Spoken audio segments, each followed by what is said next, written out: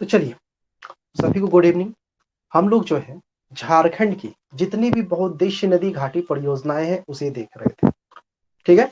लेकिन पिछले बार जो है नेटवर्क में कुछ प्रॉब्लम आ गया था, जिसके चलते क्लास को जो है नेक्स्ट डे के लिए छोड़ना पड़ा था। तो आज हम लोग जो है शुरुआत से करेंगे, ठीक ना। झारखंड की जितनी भी बहुउद्देशीय नदी घाटी परियोजना है ना, उसे स्टार्टिंग से देखेंगे। सभी बच्चे जुड़ जाएं। और आवाज सब सही से जा रहा है ना, एक बार बता दें।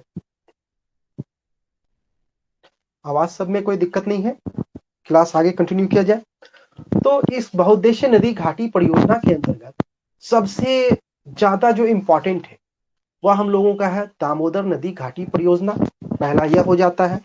और दूसरा स्वर्ण रेखा नदी घाटी परियोजना। ये दो थोड़ा सा बड़ा बड़ा चैप्टर टाइप से होगा, लेकिन आज ही हम लोग सारा कंप्लीट करेंगे। और उसके बाद जो दूसरे बहुउद्देशीय नदी घाटी परियोजना है वो बस वन लाइनर या 2-3 लाइन में कंप्लीट हो जाएगा। लेकिन ये दोनों जो है थोड़ा सा डेप्थ में देखना होगा हम लोगों को, ठीक है। तो स्टार्ट किया जाए।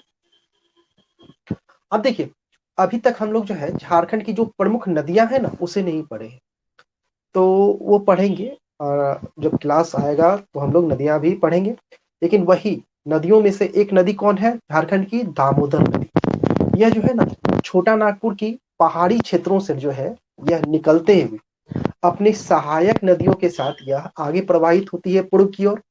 और आगे बढ़ते हुए यह प्रवेश कर जाती है कहाँ? तो पश्चिम बंगाल। और पश्चिम बंगाल के जैसे मैदानी क्षेत्रों में यह प्रवेश करती है ना, वहां पे पूरा तबाही मचा देती है, बाढ़ लाती है, तबाही मचा देती है। इसीलिए इसे जो है, इस नदी को जो है बंगाल का शोक भी कहा जाता है, ठीक ना। जो दामोदर नदी है ना, इसे क्या कहा जा रहा है? बंगाल का शोक। क्यों? क्योंकि यहां से छोटा नागपुर के पहाड़ी क्षेत्र से जैसे यह निकली, पश्चिम बंगाल के मैदानी भाग में जैसे प्रवेश की, वहां पर पूरा तबाही मचा देगा बाढ़ के थ्रू, ठीक ना। यानी बाढ़ लाकर तबाही मचा देगा। और अभी वर्तमान में झारखंड क्या हो रहा है? झारखंड में औद्योगिक विकास हो रहा है, ठीक है। जिसके चलते जो भी औद्योगिक कचरा है ना, वह भी इसी नदी में प्रवाहित कर दिया जाता है। और इसका नुकसान यह है कि झारखंड का सबसे प्रदूषित नदी कौन है? तो यही दामोदर नदी। क्योंकि जो औद्योगिक कचरा ये प्राप्त कर रहा है ना, उससे यह पूरी तरह प्रदूषित हो चुका है। इसीलिए इसे जो है ना औद्योगिक कचरे के चलते इसे जो है जैविक मरुस्थल भी कहा जाता है। तो 2-3 क्वेश्चन यहां भी बन जाएगा कि झारखंड का सबसे प्रदूषित नदी कौन है? तो यही दामोदर नदी है, ठीक है। या जैविक मरुस्थल कौन सा नदी है? तो यही दामोदर नदी है, ठीक है। तो थोड़ा सा मैंने बैकग्राउंड दामोदर नदी का बता दिया। और पश्चिम बंगाल में प्रवेश करता है, मैंने ये बता दिया। और वहां बाढ़ भी लाता है, ये भी मैंने बता दिया। तो अब होता क्या है 1943 में, 1943 ईस्वी में, एकदम समझिएगा, ये चैप्टर समझने वाला है। स्वर्ण रेखा और ये दामोदर नदी, जो बहुउद्देशीय नदी घाटी परियोजना है, ये समझिएगा तभी होगा, ठीक है। तो 1943 में जो है इसी नदी द्वारा जो है पश्चिम बंगाल में भयंकर बाढ़ लाया जाता है, यानी कि भयंकर बाढ़ आता है। जिसके चलते पश्चिम बंगाल की जो सरकार है ना, वह इस बाढ़ के ऊपर जो है एक समिति का गठन करती है। कब? तो 1943 में ही। मैंने क्या बताया सबसे पहला लाइन कि 1943 में दामोदर नदी के चलते जो है पश्चिम बंगाल में बहुत ही भयावह बाढ़ आता है। जिसके चलते वहां के सरकार द्वारा जो है इस बाढ़ के राहत के लिए एक समिति का गठन किया जाता है। उस समिति का नाम था दामोदर बाढ़ जांच समिति, ठीक ना। एकदम सिंपल नाम है, इसलिए बोर्ड पे लिखने का जरूरत नहीं है। जहां हार्ड नाम होगा मैं लिख दूंगा, ठीक है। तो बंगाल सरकार द्वारा जो है कौन सी समिति का गठन किया गया था? तो दामोदर बाढ़ जांच समिति का गठन किया गया था। कब किया गया था? तो 1943 में ही किया गया था। और ये जो बोर्ड बना था, इसके जो सदस्य थे ना, वह थे पश्चिम बंगाल में ही एक जगह है बर्धमान, या बर्धमान उसको बोलते हैं, ठीक है ना। तो बर्धमान के जो महाराज थे उस समय के, जो तत्कालिक महाराज थे, किंग थे, उनका नाम था उदय चंद, ठीक ना। उदय चंद महताब, उदय चंद महताब, यह जो है वर्धमान के महाराजा थे। या कहां के महाराजा थे? तो वर्धमान के, पश्चिम बंगाल में बर्दवान है, वहीं के यह महाराजा थे। यह उस समिति के एक मेंबर हो गए। इसके अलावा एक जो है भौतिक शास्त्री थे, भौतिक विज्ञान के जो है जानकार थे, भौतिक शास्त्री थे, नाम था मेघनाथ शाह। मेघनाथ शाह, यह दोनों जो है इस समिति के सदस्य बनते हैं और इन्हीं के द्वारा जो है, इन्हीं समिति द्वारा जो है बंगाल सरकार को एक सुझाव दिया जाता है कि अमेरिका में जो है एक परियोजना चल रही है जिसका नाम है टेनेसी नदी घाटी परियोजना, ठीक है। और उसी के समरूप जो है एक परियोजना इस नदी पर भी स्थापित होना चाहिए, जिससे क्या होगा, बाढ़ पर नियंत्रण होगा, ठीक है। अब इस समिति का जो सुझाव था, उस सुझाव के जो है अध्ययन के लिए पश्चिम बंगाल सरकार द्वारा जो है एक बोर्ड का गठन किया गया कि ये सुझाव सही है या गलत है। और वह जो बोर्ड था उसका नाम था केंद्रीय तकनीकी विद्युत बोर्ड, ठीक ना, केंद्रीय तकनीकी विद्युत बोर्ड का गठन किया गया था।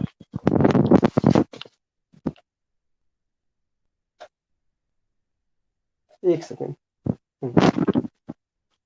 इस समिति द्वारा जो सुझाव दिया गया कि टेनेसी नदी घाटी परियोजना के समरूप ही एक परियोजना इस नदी पर भी बननी चाहिए, तो उसी सुझाव पर जो है अध्ययन करने के लिए क्या किया गया, पश्चिम बंगाल सरकार द्वारा जो है एक बोर्ड का गठन किया गया। और वह बोर्ड का नाम क्या था, तो केंद्रीय तकनीकी विद्युत बोर्ड। और इसी बोर्ड के प्रतिवेदन पर जो है क्या किया गया, वो जो टेनिस नदी घाटी परियोजना है ना, उसके जो सीनियर इंजीनियर थे उनका नाम था WL वुडविन। WL वुडविन,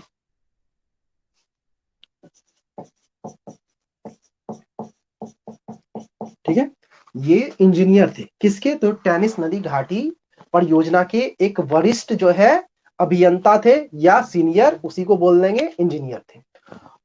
इन्हीं से फिर राय लिया गया और इन्हीं के राय पर जो है पश्चिम बंगाल सरकार द्वारा जो है एक परियोजना तैयार की गई, नदी घाटी परियोजना। और उस नदी घाटी परियोजना का जो डिजाइन तैयार किया गया ना, वह इन्हीं के द्वारा WL वुडविन द्वारा तैयार किया गया था। तो यह प्रश्न बनता है कि दामोदर नदी घाटी परियोजना का नक्शा किनके द्वारा तैयार किया गया था, तो आपका जवाब होगा WL वुडविन, इनके द्वारा तैयार किया गया था।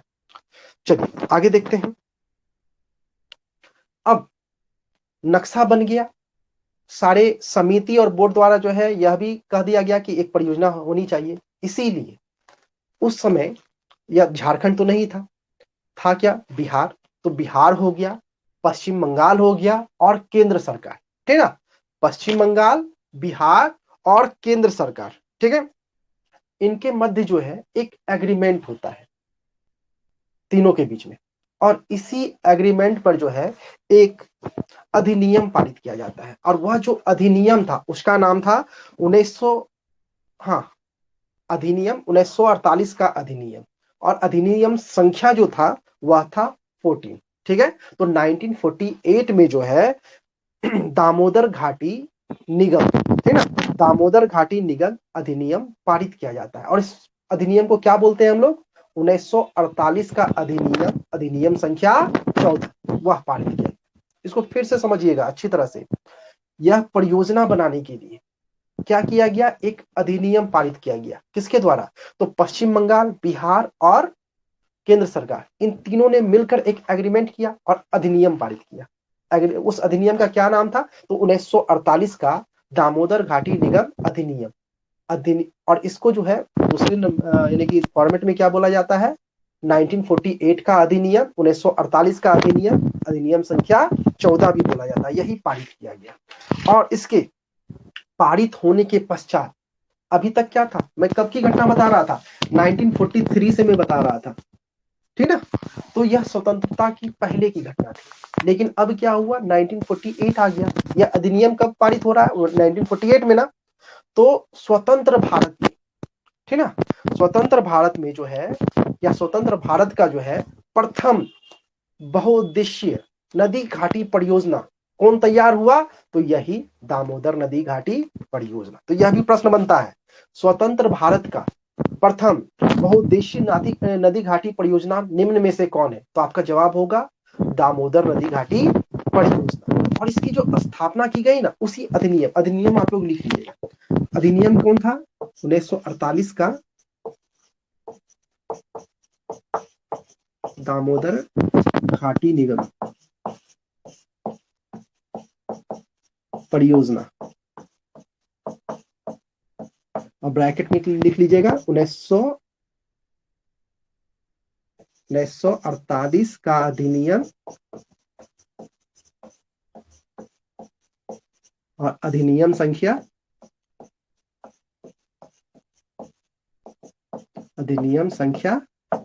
14, ठीक ना। इसके यह पारित किया गया था, इसी के आधार पर यह बना। यहां तक दिख रहा है ना?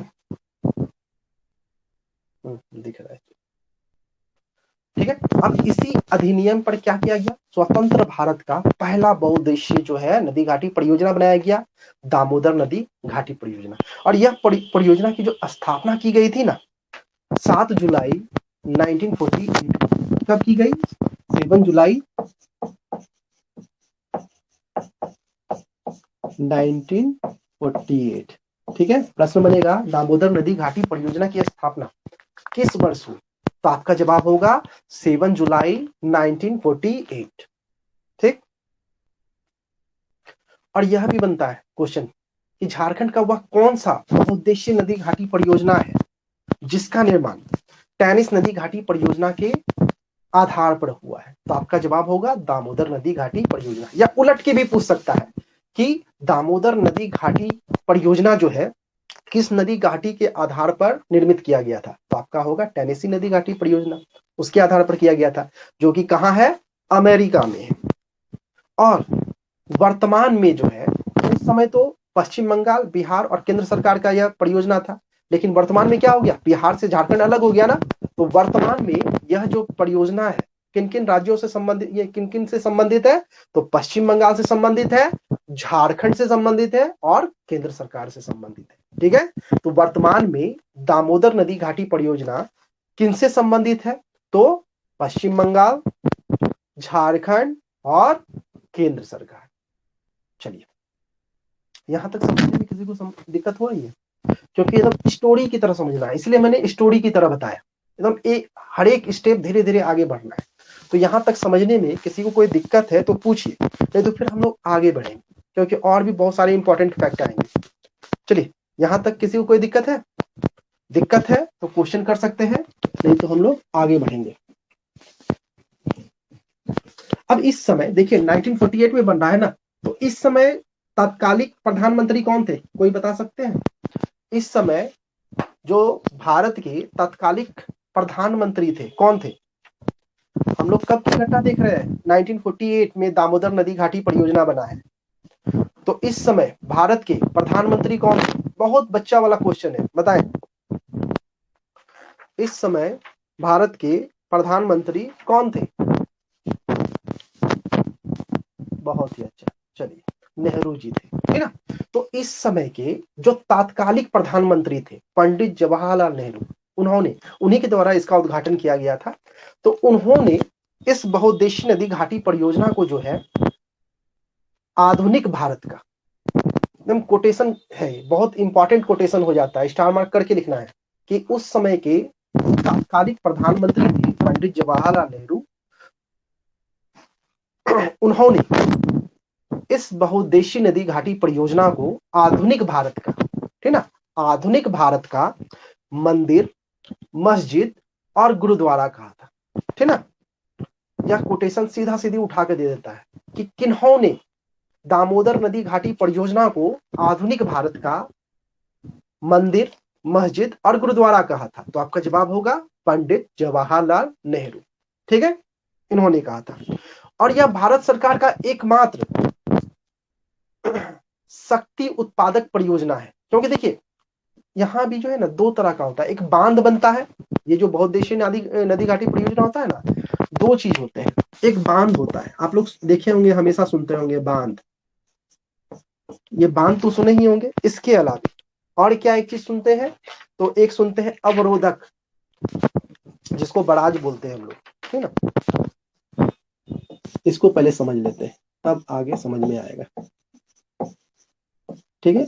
बांध और अवरोधक दोनों देखने में सेम लगता है कि बांध भी वही काम कर रहा है, पानी को रोकने का काम कर रहा है, और अवरोधक भी क्या कर रहा है, पानी को रोकने का ही काम कर रहा है। लेकिन दोनों में बहुत अंतर है, क्योंकि पहले इसको देखते हैं। अवरोधक का जो काम होता है डायवर्जन का काम होता है, डाइवर्ट करता है। यह पानी को जो है ना, जल को जो है ना होल्ड नहीं करता है, पानी को जो है, जल का जो है यह भंडारण नहीं करता है। यह क्या करता है, डायवर्जन का काम करता है, रास्ता मोड़ने का काम करता है, ठीक ना। यानी कि यह क्या काम करेगा, नदी के रास्ते को परिवर्तित करेगा, या नदी के प्रवाह क्षेत्र को मोड़ेगा, या पानी को, जल का संग्रह नहीं करेगा। वही क्या कहलाया, अवरोधक। अवरोध लगा दिए और वहां से नदी को मोड़ दिया, ठीक है, वह अवरोधक हो गया। लेकिन बांध क्या होगा, इसमें जल का भंडारण होगा। हाँ, और इसी में बहुउद्देशीय नदी घाटी परियोजनाएं बनेंगी। यहां पे नहीं बनेगा, क्योंकि यह बस डायवर्जन का काम कर रहा है। इसमें बहुत सारे चीज किए जाएंगे, जैसे कि बाढ़ से राहत के लिए यह बनाया जाएगा, सिंचाई के लिए बनाया जाएगा, मनोरंजन के लिए बनाया जाएगा, ठीक है, विद्युत, जल विद्युत के लिए बनाया जाएगा, बहुत सारे कामों के लिए बांध बनाया जाएगा। तो दोनों में अंतर पता चल गया होगा। और इसमें बहुत सारे दरवाजे होते हैं अवरोधक में, जबकि इसमें कुछ सीमित मात्रा में ही दरवाजे होते हैं, ठीक है। बस एक ही लाइन में अंतर है दोनों में। यह क्या हो गया, डायवर्जन का काम करेगा, रास्ता को मोड़ने का काम करेगा, जबकि यह जल भंडारण का काम करेगा, जलाशय बना देगा। देखते होंगे जहां भी डैम में जाते होंगे ना, बड़ा सा जो है, बड़ा यानी कि बांध बना हुआ है, और इधर पूरा तालाब बना हुआ है, जल संग्रह किया हुआ है, तो वही बांध हो गया, ठीक है। चलिए तो मैंने क्या बोला कि यह जो है दामोदर नदी घाटी परियोजना जो है भारत सरकार का एकमात्र शक्ति उत्पादक परियोजना है, जो तीनों स्रोतों से, यानी कि कोयला से, जल से और गैस से, तीन स्रोत से, किससे किससे, कोयला, जल और गैस, इन तीनों से जो है ऊर्जा का उत्पादन करता है। एक एक करके हम लोग देखेंगे, अभी थोड़ी देर में देखेंगे।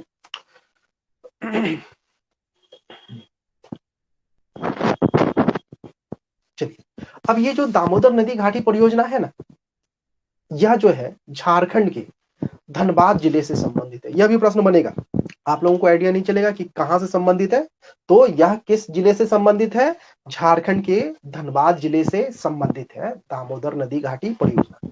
और डीवीसी का, दामोदर वैली कॉर्पोरेशन का जो मुख्यालय है वह कोलकाता है। इसे भी आप लोग स्टार मार्क करके लिख लीजिएगा कि दामोदर घाटी परियोजना का मुख्यालय कहाँ है, तो उसका मुख्यालय जो है कोलकाता है, और यह झारखंड के जो है धनबाद जिले से संबंधित है, ठीक है। अब दो राज्य कौन कौन, झारखंड और पश्चिम बंगाल, ये दोनों जो है इस परियोजना के अंतर्गत आते हैं। तो झारखंड और पश्चिम बंगाल का जो कुल भूमि इस परियोजना में शामिल है वह है 8,500 स्क्वायर मील, 8,500 स्क्वायर मील, ठीक ना,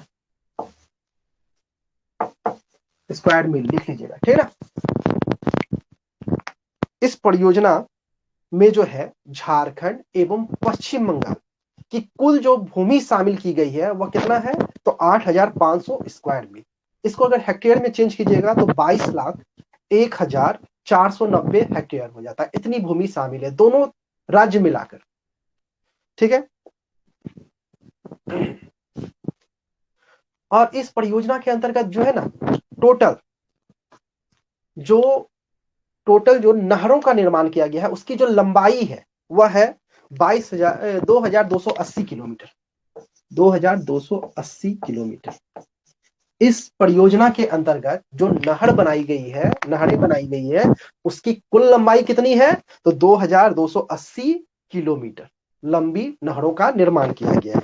और इसी 2,280 किलोमीटर में से 136 किलोमीटर, इसी में से मैं वो बोल रहा हूं, इसी में से 136 किलोमीटर लंबी जो है सिंचाई एवं परिवहन नहर का निर्माण किया गया है। टोटल लंबाई नहर का कितना हो गया, 2,280 किलोमीटर, जबकि इसी नहर से निकाल कर जो है सिंचाई और परिवहन के लिए जो नहर बनाई गई है वह 136 किलोमीटर में बनाई गई। यहां पे कुछ और इंपॉर्टेंट फैक्ट आप लोग लिख लीजिएगा। ये जो डीवीसी है, दामोदर वैली कॉर्पोरेशन, इसकी कुल जो सिंचाई क्षमता है, दामोदर वैली कॉर्पोरेशन का कुल जो सिंचाई क्षमता है कितना है, तो 8 लाख हेक्टेयर।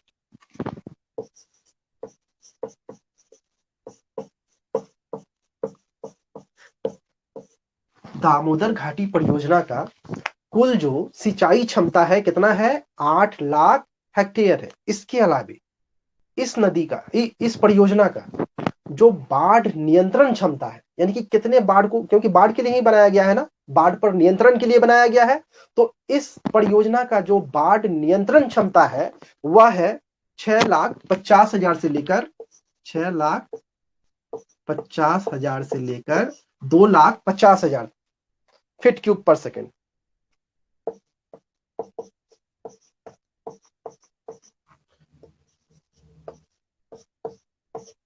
पर सेकेंड, ठीक ना, इतने पानी को वह रोक सकता है। ठीक है, तो हम लोगों ने क्या देखा कि दामोदर नदी घाटी परियोजना का कुल सिंचाई क्षमता कितना है, 8 लाख हेक्टेयर, जबकि इसका बाढ़ नियंत्रण क्षमता कितना है, तो 6,05,000 से लेकर 2,05,000 फीट क्यूब पर सेकेंड जो है यह बाढ़ को रोक सकता है। यानी इतने पानी को यह होल्ड करके रख सकता है, इससे बाढ़ नहीं आएगी। ठीक है, और यहां से जो कुल विद्युत का उत्पादन किया जाता है इसमें थोड़ा सा डाउट रह जाता है, कहीं भी क्लियर नहीं दिया हुआ है। नॉर्मली बुक सब में जो है 1200 मेगावाट रहता है,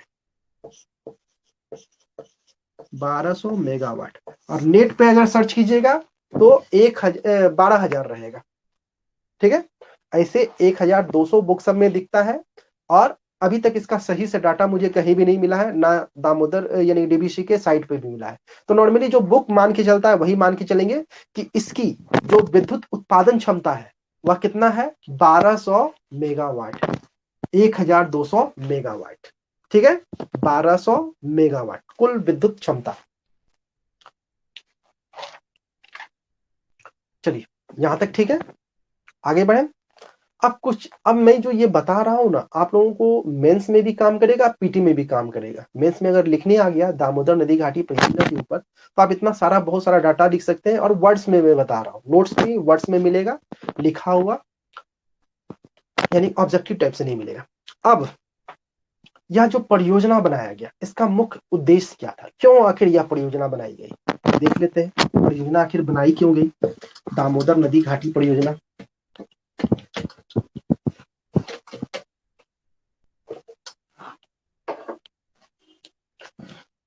तो सबसे पहला, शुरू में ही मैंने बताया था कि इस नदी से जो है पश्चिम बंगाल में क्या आता था, बाढ़ आता था।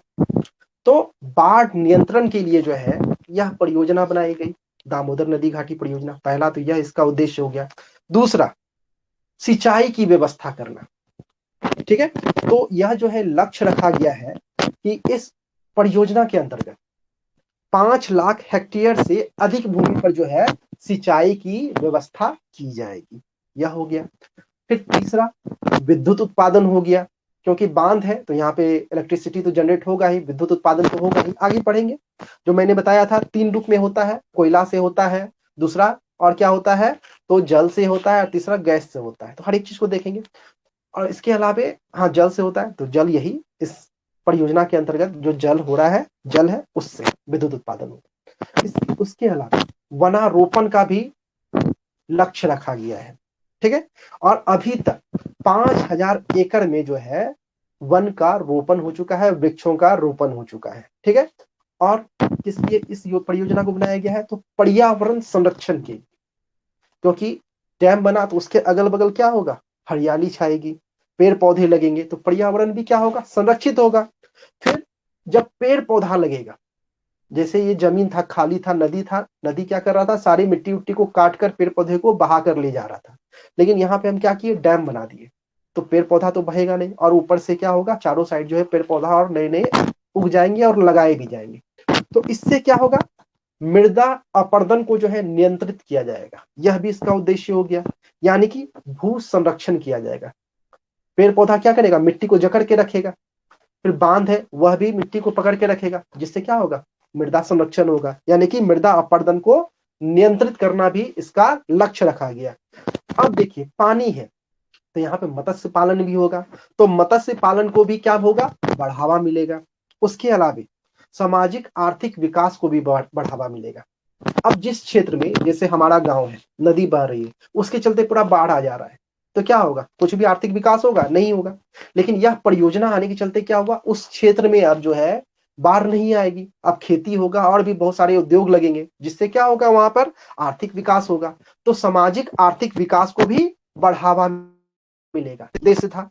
फिर नगरीय विकास, जैसे ही उद्योग स्टैब्लिश्ड होगा, क्या होगा, धीरे धीरे वो गांव जो है नगर में कन्वर्ट हो जाएगा, तो नगरीय विकास हो जाएगा, ठीक ना। और अगल बगल के जो नगर है वहां भी, यहाँ से क्या होगा, पानी सप्लाई हो जाएगा, उसके अलावा विद्युत जाएगा, तो उससे क्या होगा, नगर का भी विकास हो रहा है और गांव भी धीरे धीरे नगर में डेवलप हो रहे हैं।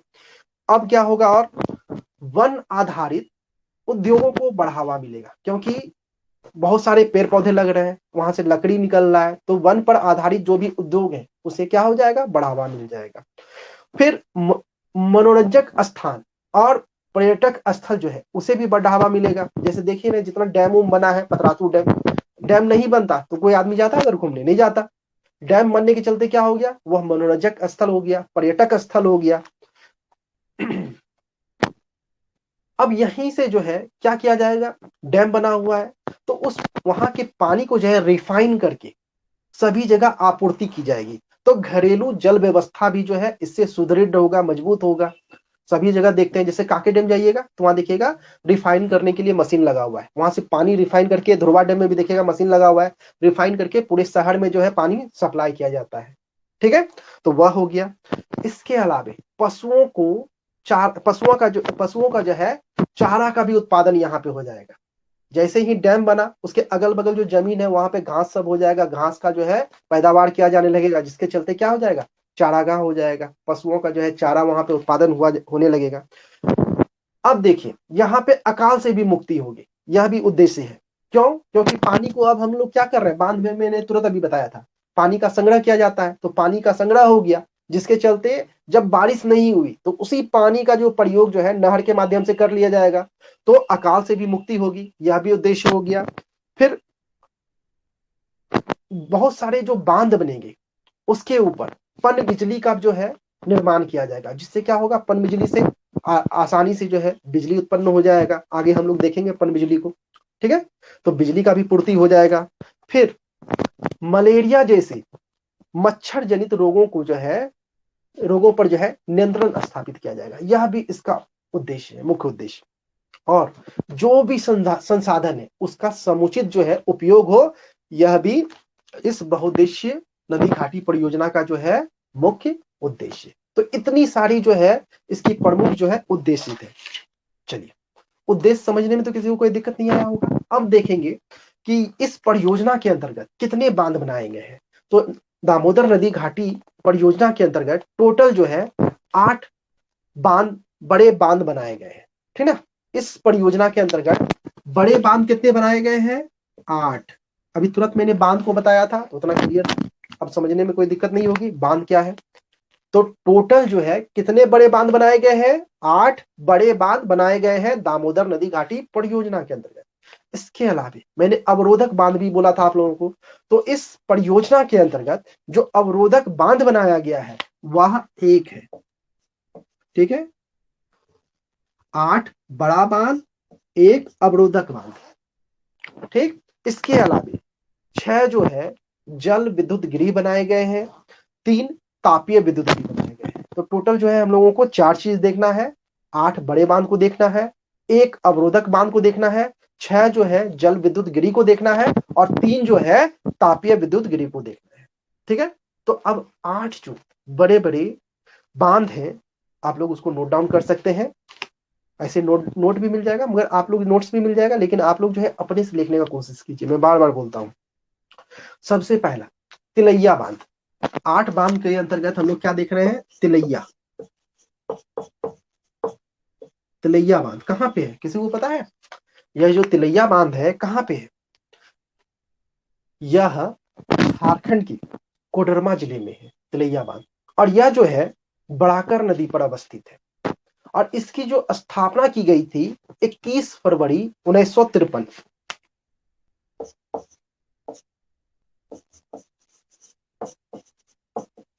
ठीक है, तिलैया बांध की स्थापना कब की गई है? 21 फैब 1953 को की गई है। फिर अगला है मैथन बांध। मैथन बांध, ठीक है, यह जो है झारखंड के धनबाद जिले में है। और यह बांध जो है बड़ाकर नदी के ऊपर बनाया गया है। और इसकी जो स्थापना हुई थी वह हुई थी 27 सितंबर 1957।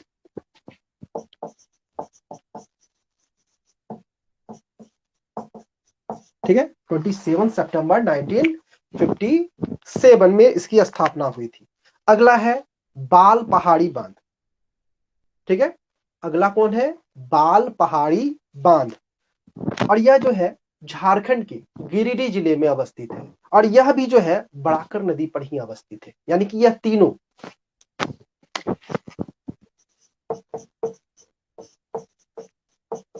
ठीक ना, तिलैया, मैथन और बाल पहाड़ी, ये तीनों जो डैम बनाए गए हैं, तीनों बांध जो बनाए गए हैं बड़ाकर नदी पे बनाए गए हैं। लेकिन बाल पहाड़ी में आप लोग एक चीज नोट डाउन कर लीजिएगा कि बाल पहाड़ी जो है बड़ाकर नदी पे तो बना ही है, बना है, उसके अलावे यह जो है नलकारी नदी से भी संबंधित है।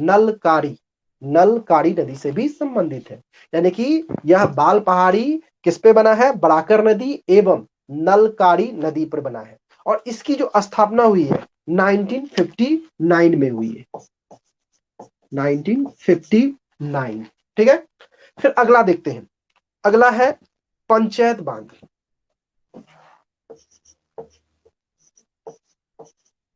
पंचायत बांध, ठीक है। अब यहां पे एक चीज, यूनिक चीज है पंचायत बांध से रिलेटेड, कि झारखंड का यह एकमात्र ऐसा बांध है जो मिट्टी से बना हुआ है। और सब तो सीमेंट सबसे बना हुआ रहता है ना। ये प्रश्न देखिएगा कहीं ना कहीं आपको दिख जाएगा।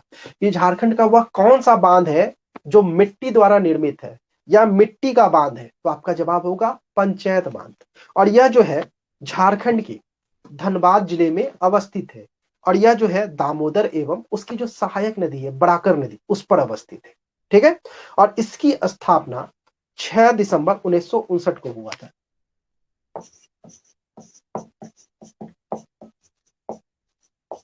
6 दिसंबर 1959 में। एकदम स्टार मार करके पंचायत में लिखिएगा कि झारखंड का यह मिट्टी का बांध है, मिट्टी से निर्मित है यह।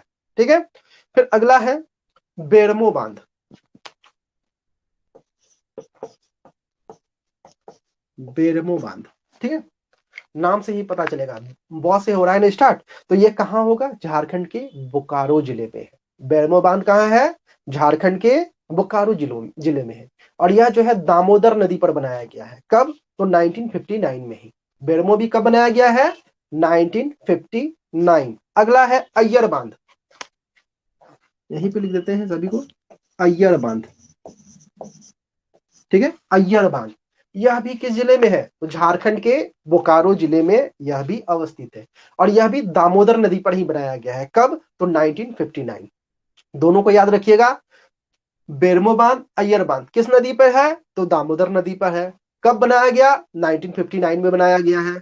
ठीक है, अगला है बोकारो बांध। नाम से ही पता चल रहा है कहां होगा? बोकारो में होगा। और किस नदी पर है? बोकारो नदी में है। कब बनाया गया है? तो यहाँ पे ईस्वी थोड़ा सा लिख लीजिएगा। बोकारो बांध कब बनाया गया है? 1953 में बनाया गया है। ठीक है ना, बोकारो बांध किस वर्ष बना है? उसकी स्थापना कब हुई है? 1953 में हुई है। ठीक है, अगला है कोनार बांध। 8वें नंबर पे हम लोग देख रहे हैं कोनार बांध। और यह जो है झारखंड के हजारीबाग जिले में है। ठीक है, कोनार बांध कहां है? झारखंड के हजारीबाग जिले में है। किस नदी पर है? तो आप नाम से ही पता चल रहा है कोनार नदी पे होगा।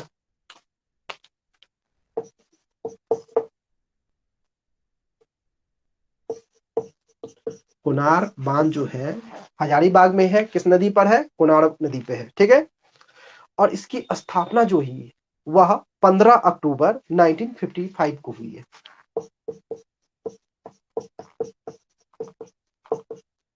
ठीक है, 15 अक्टूबर 1955 कुनार बांध की स्थापना कब हुई? 15 अक्टूबर 1955 को हुआ है। और पंचायत बांध में एकदम स्टार मार करके लिखिएगा, यह झारखंड का मिट्टी का बना बांध है। पंचायत बांध एकदम स्टार मार्क करके। चलिए, तो हम लोग जो है 8 बड़े बांधों को देख लिए। अब हम लोग जो है एक अवरोधक बांध को देखेंगे। अवरोधक बांध कौन है? जो अवरोधक बांध है ना, वो झारखंड में नहीं है, वह पश्चिम बंगाल में है। ठीक ना? यह दामोदर नदी घाटी परियोजना के अंदर, क्योंकि दामोदर नदी घाटी परियोजना किससे किससे संबंधित है? पश्चिम बंगाल और झारखंड दोनों से ना। इसीलिए यह जो एक अवरोधक बांध है, यह कहाँ है? पश्चिम बंगाल में है। और इसका जो नाम है वह है दुर्गापुर अवरोधक बांध। ठीक ना? क्योंकि पश्चिम बंगाल में दुर्गापुर है तो उसी के नाम पर है दुर्गापुर अवरोधक बांध, दुर्गापुर में ही है। और इसकी जो स्थापना हुई थी दुर्गापुर अवरोधक बांध का 1955 को हुआ था। और उसकी जो कुल लंबाई है 692 मीटर है। 692 मीटर में बोल रहा हूं। ये जो अवरोधक बांध है उसकी जो लंबाई है कितनी है? दुर्गापुर अवरोधक बांध की लंबाई कितनी है? 692 मीटर। स्टैब्लिश्ड कब हुआ, स्थापित कब हुआ? तो 1955 को हुआ। ठीक है, तो हम लोग जो है 8 बड़े बांध को देख लिए, एक अवरोधक बांध को देख लिए। अब हम लोग जो है जल विद्युत गिरी को देखते हैं। टोटल जो है इस परियोजना के अंतर्गत 6 जल विद्युत गिरी है। 6 जल विद्युत गिरी है। ठीक ना? दामोदर नदी घाटी परियोजना के अंतर्गत कितने जल विद्युत गिरी है? तो 6। कौन कौन? तिलैया जल विद्युत गिरी पहला हो गया, आप लोग लिख लीजिएगा, बोर्ड पे लिख के कोई फायदा नहीं है, इजी नाम है। तिलैया जल विद्युत गिरी। दूसरा मैथन जल विद्युत गिरी। तीसरा बाल पहाड़ी जल विद्युत गिरी। चौथा पंचायत जल विद्युत गिरी। पांचवा बेरमो जल विद्युत गिरी। और छठा कोनार जल विद्युत गिरी। तो झारखंड में दामोदर नदी घाटी परियोजना के अंतर्गत 6 जल विद्युत गिरी है। ठीक है, और इसके अलावा 3 जो है तापीय विद्युत गिरी है। कितने? 3। ठीक ना? टोटल जो है 3 तापीय विद्युत गिरी है इस परियोजना के अंतर्गत। कौन कौन सा? तो बोकारो तापीय विद्युत गिरी। दूसरा चंद्रपुरा तापीय विद्युत गिरी, बोकारो में ही है चंद्रपुरा ही भी। ठीक ना? और दुर्गापुर ताप विद्युत गिरी, यह पश्चिम बंगाल में पड़ जाएगा आप लोगों का। ठीक है, अब हम लोग यहां से जो उत्पादित हो रहा है बिजली उसे भी देख लेते हैं। क्योंकि मैंने शुरू में ही बोला था कि इस परियोजना के अंतर्गत, दामोदर नदी घाटी परियोजना के अंतर्गत कोयले से, जल से और तीसरा मैंने क्या बोला था? गैस से विद्युत का उत्पादन होता है। तो एक एक करके जो है हम लोग तीनों को देखेंगे। यहां तक समझने में किसी को कोई दिक्कत है? अगर थोड़ी सी भी दिक्कत आ रही हो तो पूछ सकते हैं, नहीं तो फिर हम लोग आगे बढ़ेंगे। और मैं इसलिए स्लो बता रहा हूं क्योंकि आप लोगों के दिमाग में बैठ जाए, एकदम याद हो जाए। यहां तक किसी को कोई दिक्कत है? आगे बढ़े। जो उत्पादन हो रहा है विद्युत का वो चीज डाटा हम लोग स्टार्ट करें कि कंफ्यूजन है किसी को? कहीं कंफ्यूजन है तो पूछिए, नहीं तो हम लोग आगे बढ़ेंगे।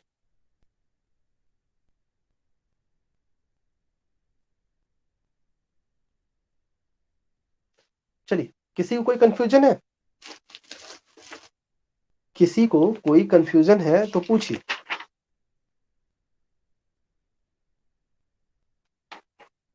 चलिए, किसी का कोई कंफ्यूजन नहीं है, आगे बढ़े। अब हम लोग जो है इस पड़ी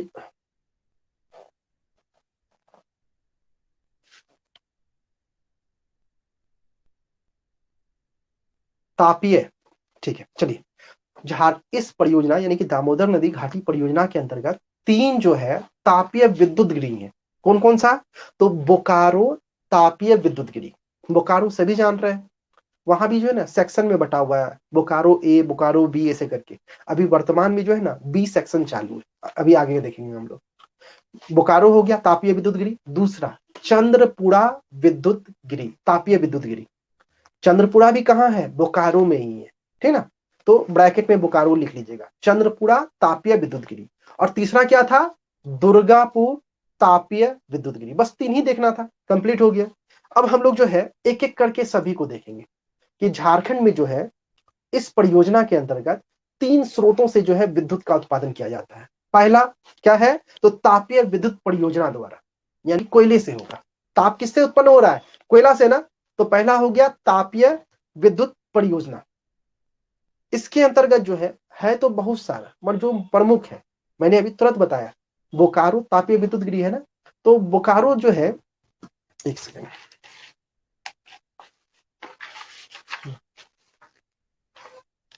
हाँ, यहां पे जो है कंफ्यूज मत कीजिएगा, क्योंकि बोकारो विद्युत जो गिरी है उसकी स्थापना अलग वर्ष में होती है, जबकि उसके अंदर जो अलग अलग सेक्शन है जहां से बिजली का उत्पादन किया गया, बोकारो ए तापीय विद्युत परियोजना, बोकारो बी विद्युत तापीय परियोजना, सबका जो है अलग अलग हिस्ट्री है, ठीक है। तो हम लोग यहां पर देख रहे हैं बोकारो बी,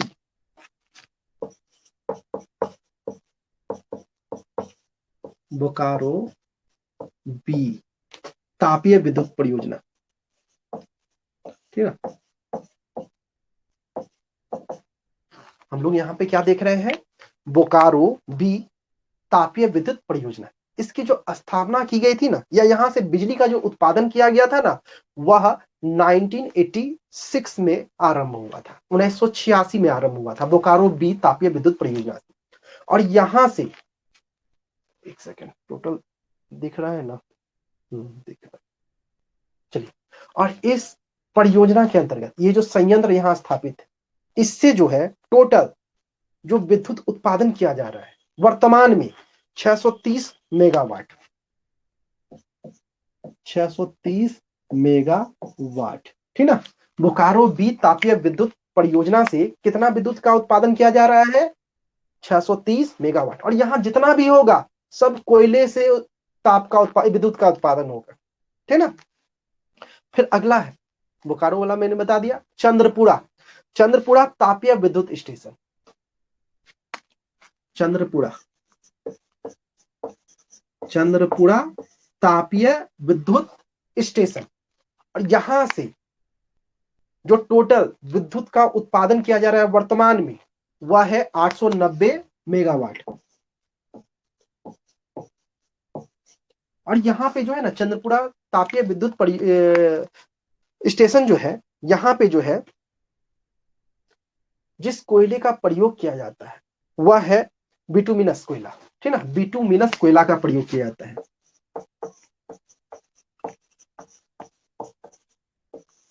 ठीक ना। ये जो चंद्रपुरा तापीय विद्युत संयंत्र है या स्टेशन है, यहां पर किस कोयले का प्रयोग होता है, तो बिटुमिनस कोयले का प्रयोग होता है। और यहां से टोटल जो विद्युत का उत्पादन होता है वह 890 मेगावाट होता है। इसके अलावा कोडरमा ताप विद्युत केंद्र, कोडरमा, कोडरमा ताप विद्युत केंद्र, यहां से जो विद्युत का उत्पादन होता है वह 1000 मेगावाट का होता है। इस क्लास के बाद जब झारखंड का बहुउद्देशीय नदी घाटी परियोजना खत्म हो जाएगा ना, उसके बाद हम लोग झारखंड के विद्युत परियोजना पढ़ेंगे। वहां भी ये सब जो है ना हल्का हल्का दिखेगा, हल्का नहीं यानी कि पूरी तरह दिखेगा। यहाँ पे मैं हल्का बता रहा हूँ, लेकिन वहां पे डिटेल में और देखेंगे, ठीक है। तो हम लोग क्या देख रहे हैं, दामोदर नदी घाटी के अंतर्गत तापीय विद्युत परियोजना जो है वह कौन कौन है, बोकारो बी तापीय विद्युत संयंत्र है या परियोजना है, जहां से 630 मेगावाट विद्युत का उत्पादन किया जाता है। फिर चंद्रपुरा विद्युत तापीय विद्युत संयंत्र या स्टेशन है, जहां से 890 मेगावाट बिजली का उत्पादन किया जाता है। फिर कोडरमा तापीय विद्युत केंद्र है, जहां से 1000 मेगावाट जो है विद्युत का उत्पादन किया जाता है। इसके अलावा दुर्गापुर यानी कि वर्धमान जो है, दुर्गापुर तापीय विद्युत स्टेशन है, जहां से 350 मेगावाट जो है विद्युत का उत्पादन किया जाता है। मैं फिर से दोहरा रहा हूं, दुर्गापुर तापीय विद्युत स्टेशन, या इसको वर्धमान भी आप लोग बोल सकते हैं, वर्धमान तापीय विद्युत स्टेशन। यहां से कितने विद्युत का उत्पादन होता है, 350 350 मेगावाट। फिर मेजिया, पश्चिम बंगाल में ही एक जगह है मेजिया। पश्चिम बंगाल में जगह क्या है? मेजिया। मेजिया तापीय विद्युत स्टेशन, और यहां से सबसे ज्यादा बिजली का उत्पादन होता है 2340 2340 मेगावाट बिजली का उत्पादन किया जाता है इस परियोजना के अंतर्गत, दामोदर नदी घाटी परियोजना के अंतर्गत। कोयला से यहां पर विद्युत का उत्पादन किया जा रहा है, ठीक है। तो हम लोग वे सारे स्टेशन संयंत्र को देखे जहां पर कोयले के माध्यम से जो है बिजली का उत्पादन किया जा रहा है, विद्युत का उत्पादन किया जा रहा है, ठीक है। चलिए, ये समझने में किसी को दिक्कत है? आगे बढ़े। अगला क्योंकि हम लोग देखेंगे जल विद्युत उत्पादन, यानी कि वैसे संयंत्र को देखेंगे, वैसे जल विद्युत संयंत्र को देखेंगे जहां पर जल के माध्यम से, पानी के माध्यम से जो है विद्युत का उत्पादन होता है। यहां पर सभी में कोयले के माध्यम से बिजली का उत्पादन था, ठीक ना। किसी को कोई दिक्कत नहीं है? चलिए आगे बढ़ते हैं। तीन चीज देखना था, पहला कोयला हो गया, दूसरा जल देख रहे हैं हम लोग। जल के माध्यम से जो विद्युत का उत्पादन होता है इस दामोदर नदी घाटी परियोजना के अंतर्गत। पहला है तिलैया, ठीक है ना, तिलैया जल विद्युत संयंत्र, ठीक है। तिलैया जल विद्युत संयंत्र, यहां से हम लोग जल वाला देख रहे हैं। तिलैया जल विद्युत संयंत्र या तिलैया बांध भी आप लोग लिख सकते हैं, या नहीं तो तिलैया जल विद्युत संयंत्र भी लिख सकते हैं। यहां से टोटल जो बिजली का उत्पादन हो रहा है, कुल जो बिजली का उत्पादन हो रहा है वह है 4 मेगावाट, मात्र और मात्र 4 मेगावाट। बुक सब में कहीं कहीं कंफ्यूज मत होइएगा, किलोवाट में रहता है तो वहां 4000 किलोवाट, क्योंकि एक इंटू 1000 कर देंगे तो 4000 हो जाएगा, 4000 किलोवाट में रहेगा। तो यह मत सोचिएगा कि सर 4 मेगावाट बताए वहां 4000 दिया हुआ है, तो वो किलोवाट में होगा वहां, ठीक ना। तो हम लोग मेगावाट में देख रहे हैं। तो तिलैया जल विद्युत संयंत्र से जो है कितने बिजली का उत्पादन होता है? तो 4 मेगावाट का होता है। फिर मैथन, आप लोग सभी में जो है जल विद्युत संयंत्र लगा लीजिएगा, ठीक है, या बांध लगा लीजिएगा। मैथन जल विद्युत संयंत्र या बांध, यहां से टोटल जो विद्युत का उत्पादन हो रहा है वह 63.2 मेगावाट वर्तमान में मैं बता रहा हूं, 2020-21, ठीक है। फिर अगला है पंचायत, पंचायत जल विद्युत संयंत्र, यहां से वर्तमान में जो है 80 मेगावाट बिजली का उत्पादन हो रहा है, 80 मेगावाट, ठीक है। फिर कोनार, कोनार जल विद्युत संयंत्र, कोनार, कोनार जल विद्युत संयंत्र, यहां से 40 मेगावाट बिजली का उत्पादन हो रहा है, ठीक है। कोनार हो गया। फिर अगला है दुर्गापुर, यहां से जो है 45 मेगावाट बिजली का उत्पादन हो रहा है दुर्गापुर से। फिर अगला है तैनूघाट, यहां से वर्तमान में 28 मेगावाट बिजली का उत्पादन हो रहा है तैनूघाट जल विद्युत संयंत्र से। फिर अगला है बाल पहाड़ी, बाल पहाड़ी जल विद्युत संयंत्र, यहां से जो है वर्तमान में 20 मेगावाट बिजली का उत्पादन हो रहा है। और अगला है अय्यर डैम, ठीक है, अय्यर, अय्यर डैम बोलिए या अय्यर जल विद्युत संयंत्र बोलिए, यहां से वर्तमान में जो है 45 मेगावाट का विद्युत उत्पादन हो रहा है, ठीक है। तो हम लोग झारखंड के अंतर्गत दामोदर नदी घाटी परियोजना से जुड़े हुए जितने भी जल विद्युत संयंत्र थे उसे हम लोगों ने देख लिया कि कितना बिजली का यहाँ पर उत्पादन होता है।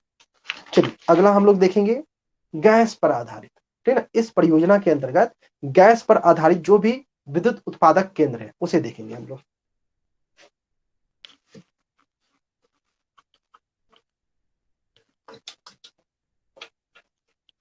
ठीक है। यानी कि कोयले कोयले पे हो गया, यानी कि तापीय विद्युत संयंत्र हो गया। दूसरा जल से संबंधित जो भी संयंत्र थे वो हो गए। अब गैस से संबंधित जो संयंत्र है उसे देख रहे हैं। तो पहला है मैथन गैस टरबाइन स्टेशन, ठीक ना। Maithon gas turbine station,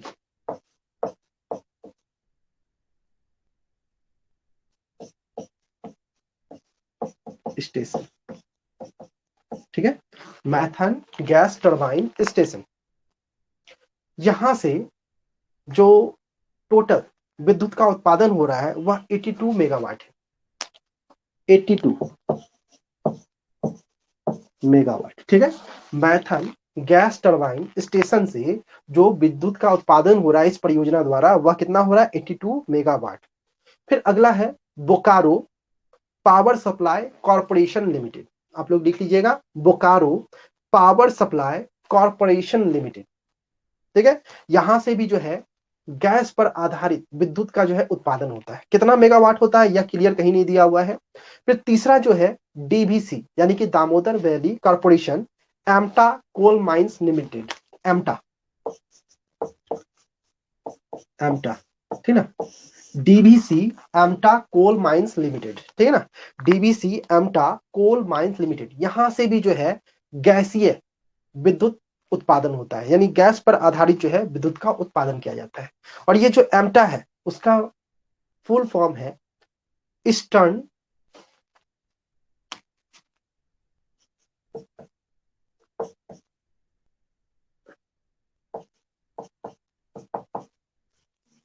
eastern mineral and trading agency,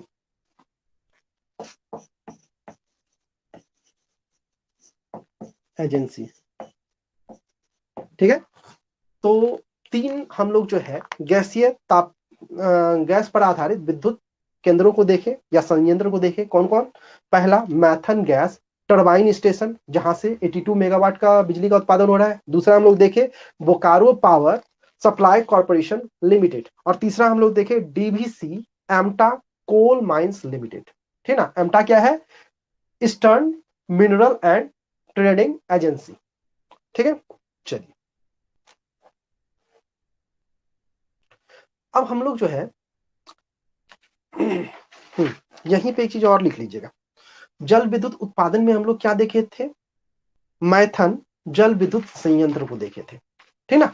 तो उसमें जो है या आप साइड में कहीं भी स्टार मार्क करके लिख लीजिएगा कि मैथन में, ठीक ना, मैथन जो है वहीं पर मैथन में भारत का प्रथम भूमिगत पन विद्युत केंद्र स्थापित किया गया है, यानी कि जमीन के अंदर पन विद्युत संयंत्र स्थापित किया गया है, ठीक है। तो मैथन में जो है भारत का पहला प्रथम जो है भूमिगत में बोल रहा हूं, जमीन के अंदर, भूमिगत जमीन के अंदर, ठीक ना, पन विद्युत केंद्र, पन विद्युत केंद्र स्थापित किया गया है। कहां पर? तो मैथन में, ठीक ना। भारत का प्रथम जो है अंडरग्राउंड यानी कि भूमिगत पन विद्युत केंद्र कहां स्थापित किया गया है? तो मैथन में किया गया है। और यहां पे एक चीज और स्टार मार्क करके लिख लीजिएगा कि चंद्रपुरा ताप विद्युत केंद्र, इसके बारे में मैंने बताया था।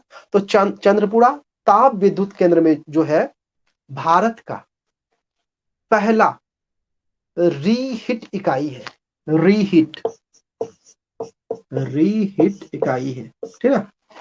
चंद्रपुरा ताप विद्युत केंद्र जो है भारत का प्रथम रीहिट विद्युत इकाई है, यानी कि वहां पे जो भी चीज को जो यानी विद्युत उत्पादन किया जाता है ना, या जो भी चीज गर्म होता है उसे फिर से यूज किया जाता है, रीहीट किया जाता है, ठीक है।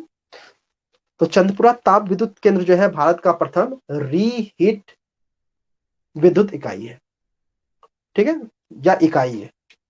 चलिए यहां तक समझने में किसी को कोई दिक्कत है? यहां तक समझने में किसी को कोई दिक्कत नहीं है? आगे बढ़े। आज लगता है कि पूरा नहीं कर पाएंगे, यहीं तक रखेंगे। स्वर्ण रेखा और बाकी जो बचा हुआ है उसे कल हम लोग करेंगे। बस आखिरी आज का लिख लीजिए आप लोग। अब ये जो डीवीसी का निर्माण किया गया है ना, इसका उद्देश्य जो रखा गया था, उद्देश्य तो मैंने बता ही दिया। इसके अलावा यह जो है इसके जो है 4 बदलाव प्रतिरूप है। यानी कि यह जो है 4 बदलाव लाना चाहता है। किस क्षेत्र में लाना चाहता है बदलाव? तो कृषिगत क्षेत्र में, यानी कि कृषि के क्षेत्र में जो है यह बदलाव लाना चाहता है। इसके अंतर्गत शुरू में ही मैंने बताया था कि 5,000 एकड़ में वृक्ष का रोपण हो चुका है इस परियोजना के अंतर्गत, और 4,000 भूमि में जो है भूमि सुधार कार्यक्रम भी चलाया गया है इसी परियोजना के अंतर्गत। और इस परियोजना के अंतर्गत पश्चिम बंगाल और झारखंड थे ना, पश्चिम बंगाल और झारखंड के में जो है लगभग जितने भी उद्योग है वहां, जितने भी रेलवे परिचालन है, यानी कि रेलवे का जो मूवमेंट हो रहा है, परिचालन हो रहा है, बिजली के थ्रू होता है ना, वह हो गया। और शहरों को जो है विद्युत की जो आपूर्ति है, लक्ष्य लगा गया है कि यहीं से पूर्ति हो जाए। तो पहला यह हो गया। दूसरा, औद्योगिक औद्योगिक भी जो है बदलाव प्रतिरूप रखा गया है। इसमें क्या है? तो जितने भी यहाँ के फैक्ट्री हैं, चाहे एल्युमिनियम फैक्ट्री हो, चाहे तांबा फैक्ट्री हो, चाहे लोहा से संबंधित उद्योग हो, इन सभी का जो स्थापना किया जाए वह डीवीसी द्वारा जो है उत्पादित शक्ति स्रोतों पर किया जाए। यानी कि यहां से जो भी बिजली बिजली का उत्पादन हो रहा है, जो भी शक्ति का उत्पादन हो जा रहा है, तो उसी स्रोत के किनारे या स्थान पर जो है इन सभी उद्योगों की स्थापना की जाए। यह भी इसका एक जो है बदलाव प्रतिरूप रखा गया है। तीसरा, नगरीय, यह भी इसका एक बदलाव प्रतिरूप है कि नगर को क्या करें, हम ज्यादा उन्नत कर दें। और चौथा, सामाजिक आर्थिक क्रियाकलाप, समाज का जो भी क्रियाकलाप है उसमें भी हम लोग क्या लाए, बदलाव लाए। तो इसके जो है डीबीसी के जो है 4 बदलाव प्रतिरूप थे। ठीक है, बस इतना ही देखना था। ये इतना इंपॉर्टेंट नहीं है, लिखना होगा तो लिख लीजिएगा, नहीं तो बस ऐसे मैंने जानकारी के लिए बता दिया। तो चलिए, आज की क्लास से रिलेटेड किसी को कोई डाउट है तो क्वेश्चन पूछ सकते हैं, नहीं तो फिर हम लोग जो है कल के क्लास में मिलेंगे। और अन्य जो झारखंड की बहुउद्देशीय नदी घाटी परियोजना है, कल एक ही क्लास लगेगा, ज्यादा नहीं लगेगा, क्योंकि स्वर्ण रेखा में इतना ज्यादा नहीं पढ़ना है। पढ़ना है मगर इतना ज्यादा नहीं पढ़ना है, क्योंकि यह सबसे इंपॉर्टेंट था। झारखंड भारत का पहला जो है बहुउद्देशीय नदी घाटी परियोजना था, इसलिए इसको डिटेल में देखना था। ठीक है, तो चलिए, किसी का कोई डाउट है? डाउट है तो पूछिए, नहीं तो फिर क्लास को एंड करेंगे, कल के लिए रखेंगे फिर। चलिए, किसी का कोई डाउट?